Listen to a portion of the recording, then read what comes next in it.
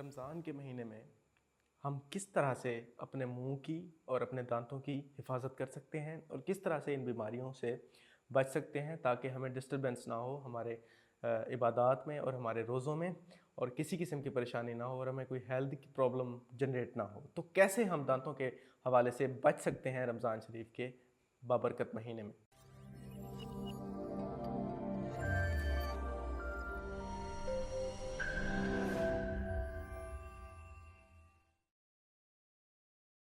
मैं हूं डॉक्टर इनकलाब फरीद और मैं निश्तर हॉस्पिटल में रेजिडेंट मैक्सिलोफेशियल सर्जन हूं। आप सबको मेरी तरफ से तमाम मुसलमानों को रमज़ान का बाबरकत महीना बहुत बहुत मुबारक हो। अल्लाह ताला इस महीने के सदक़े हम सब मुसलमानों पे अपनी रहमतें और अपनी बरकतें नाज़िल फरमाए और हमें हर किस्म की आजमाइश से महफूज रखें और हर किस्म के मसाइल से महफूज रखें और मुसलमान जहाँ पे भी हैं और वो खुशहाल रहें इस दुनिया में भी आखिरत के लिए भी। तो आज हम अपने टॉपिक का स्टार्ट लेते हैं कि रमज़ान शरीफ में दांतों के और मुंह के क्या क्या मसाइल हैं जो दरपेश आ सकते हैं और उनके हल कैसे मुमकिन हैं। तो सबसे पहले जो मसला है जो दरपेश आता है वो है ड्राइनेस ऑफ माउथ, मुंह में खुश्की का हो जाना। क्योंकि सारा दिन हमने कुछ पीना नहीं होता रोज़े की वजह से, तो मुंह में खुश्की पैदा हो जाती है।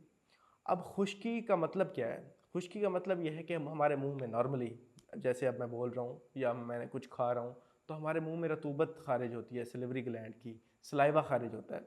उस सलाइवा से होता यह है कि हमारा मुंह जो है वो खुश्क नहीं होता, हमारे मुंह के अंदर थूक बनती रहती है। और थूक के बहुत अच्छे फंक्शंस हैं, जिनमें सबसे पहले जो मैं बोल रहा हूँ, तो बोलने में जो थूक है उसका बड़ा किरदार है। अगर थूक नहीं होगी आपके मुंह के अंदर तो आपको बोलने में दुश्वारी होगी। दूसरी चीज़, थूक की वजह से आपके मुंह की जो सेहत है वो बैलेंस में रहती है, आपके मुंह के अंदर बदबू नहीं पैदा होती, आपके मुंह के अंदर कोई अल्सरेशन नहीं होती। खुश्की की वजह से जब ये थूक पैदा ना हो तो काफ़ी सारी प्रॉब्लम्स हैं जो मुंह के अंदर होना शुरू, कुछ बैक्टीरियाज हैं जो इस थूक की वजह से मरते जाते हैं, जो हमारे मुंह में इन्फेक्शन कर सकते हैं, तो थूक उन्हें मार देती है। थूक के अंदर एंटीबायोटिक्स भी होते हैं जो नेचुरली जो प्रोड्यूसिंग होते हैं सारा कुछ। तो ये सारे कुछ फंक्शंस हैं, हम डिटेल में नहीं जाते, लेकिन थूक कम पैदा होने की वजह से मुंह की खुश्की हो जाती है। तो हम उस खुश्की को कैसे ख़त्म करें? सबसे पहला जो प्रॉब्लम है, देखें, सबसे पहले हमने जो सहरी करनी है, तो सहरी में क्या हम ऐसा कुछ कर सकते हैं कि हम इस खुश्की को बचें।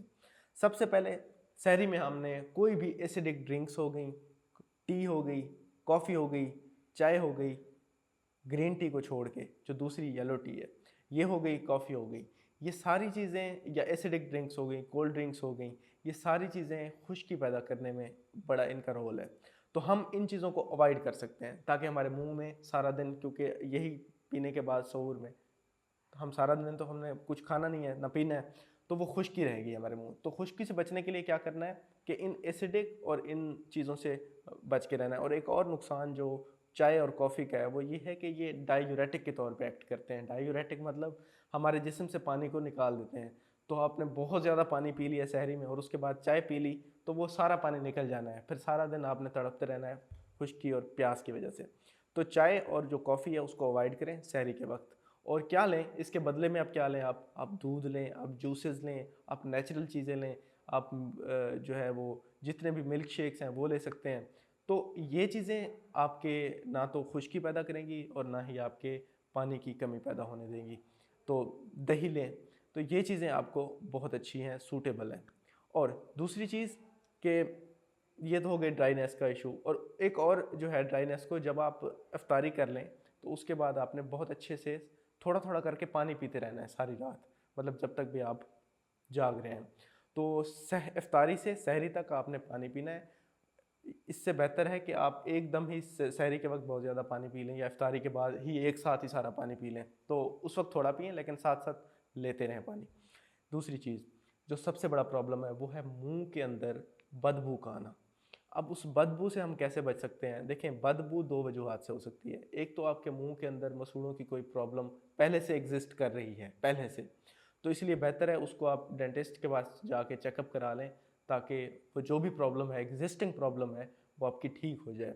क्योंकि मैं आपको वजह बताता हूँ, जब सारा दिन आपके रोज़े की वजह से आपके मुंह के अंदर सलाइवा या जो रतूबत है या जो थूक है वो जब पैदा नहीं होगी, तो उसके नतीजे में कुछ बैक्टीरिया होते हैं इस थूक के अंदर, जो बुरे वाले बैक्टीरिया को या जो बैड बैक्टीरिया होते हैं जो हमें नुकसान पहुंचाते हैं, जो हमारे अंदर जिंजीवाइटिस पैदा करते हैं, उनको मारते रहते हैं। और मुंह की एक सफाई होती रहती है, जब हम खाते हैं पीते हैं तो मुंह की एक रिंजिंग नेचुरली होती रहती है। तो जब वो सारा दिन हम मुंह के अंदर ना कुछ लेके जा रहे हैं, ना कुछ मुंह के अंदर रतूबत पैदा करने वाली चीज़ लेके जा रहे हैं, तो मुंह के अंदर मौजूद जो बैड बैक्टीरिया हैं उनकी ग्रोथ बढ़ जाती है। सिंपल मैं आपको समझा रहा हूँ। तो जब वो बढ़ती है, जो मुंह के अंदर गंदे वाले बैक्टीरिया बढ़ जाएंगे तो हमारे अंदर स्मेल ज़्यादा हो जाती है। तो इसलिए अगर प्री एग्जिस्टिंग कोई आपको प्रॉब्लम है तो बेहतर है आप स्केलिंग करा लें, मुंह की सफाई करा लें, दांतों की सफाई, मसूड़ों की सफाई, ताकि आपके दांतों का कोई भी इशू जो पहले से एग्जिस्ट कर रहा है वो ख़त्म हो जाए। उसके बाद अगला स्टेप ये है आपका कि आपने रेगुलर ब्रशिंग करनी है। मतलब आपने सहरी के बाद आप ब्रश कर सकते हैं। इसको तो अब सारे उलमा कराम भी कह चुके हैं कि जब आप सहरी कर चुके हैं तो चाहे टाइम ख़त्म भी हो गया है तो आप ब्रश कर सकते हैं, जब तक आपका ये इरादा ना हो कि आप पेस्ट को खा लें।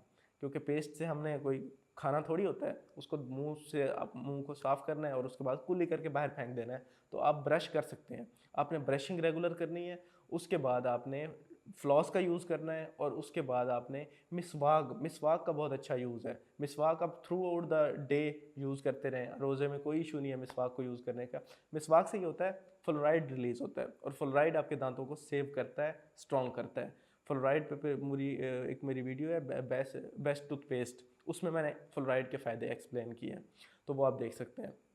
अच्छा, तो ये आप काम कर सकते हैं। और उसके अलावा आपने क्या करना है कि फ्लॉस करना है, ब्रश करना है, और इसके अलावा मैंने बताया आपको मिसवाक करना है। और इसके अलावा आपने ओरल रिंजेस करने हैं। जब आपने सहरी करनी है तो सहरी के बाद आपने माउथ वाश से कुलियाँ कर सकते हैं, या फिर इससे बेहतर है कि आप नीम गर्म पानी में नमक डाल के उससे कुलियाँ करें। तो आपके जो मुंह की बदबू है वो सारा दिन बैक्टीरिया, क्योंकि जो बैड बैक्टीरिया हैं वो सारे मर जाएंगे और सारा दिन आपका मुंह साफ़ रहेगा और बदबू नहीं आएगी। तो ये चीज़ें आप कर सकते हैं। और वो जो आप मिसवाक करेंगे उसकी मदद से भी, जब आप मिसवाक करते हैं तो आपकी सैलिवेशन होती है, आपके मुंह के अंदर थूक पैदा होती है। उस थूक की वजह से आपके जो बुरे बैक्टीरिया हैं वो मर जाते हैं, आपके मुंह के अंदर वो जो बदबू है वो भी ठीक हो जाती है। तो ये कुछ टिप्स हैं कि आप मुंह के अंदर बदबू से कैसे बच सकते हैं। इसके अलावा अगर आपको कोई दांतों का इशू है, कोई आप दांत निकलवाना चाहते हैं या दांत की रूट कैनाल ट्रीटमेंट कराना चाहते हैं, तो हर किस्म का इंजेक्शन से रोज़ा नहीं टूटता। आप इंजेक्शन लगवा के अपना ट्रीटमेंट भी करवा सकते हैं, अगर आप इसको सही समझते हैं। हर बंदे की अपनी प्रेफरेंसेस हैं, कोई लोग नहीं लगवाना चाहते इंजेक्शन, ठीक है। मुंह से आप दवाई नहीं ले सकते, लेकिन आप इंजेक्शन से दवाई ले सकते हैं, उससे रोज़ा टूटने का कोई ख़तरा नहीं होता। जिस तरह से दांत अगर इमरजेंसी निकलवाना पड़ जा सकता है, तो आप इंजेक्शन दांत सुन करने वाला लगवा सकते हैं और दांत निकलवा सकते हैं। लेकिन उसके बाद हो सकता है आपको दवाई लेनी पड़े, तो आपको डिस्कम्फर्ट हो, तो आप लोग बेहतर समझते हैं कि इफ्तार के बाद या रमज़ान के बाद ये काम कराए जाएँ, ताकि रोज़ों में डिस्टर्बेंस ना हो। लेकिन अगर इमरजेंसी की सूरत में आप ये काम करा सकते हैं। और बेहतर है, अगर कोई भी आपका प्रॉब्लम है दांतों का, तो आप डेंटिस्ट के पास जाके अपना पहले पहले रोज़ों के पहले पहले या इनिशियल रोज़ों के में ही सारा काम अपना करा लें, ताकि आपके बाकी रमज़ान और ईद में कोई ट्रबल क्रिएट ना हो। अपना ख्याल रखें, मेरे लिए दुआ कीजिएगा। आपका बहुत बहुत शुक्रिया। अल्लाह हाफ़िज़।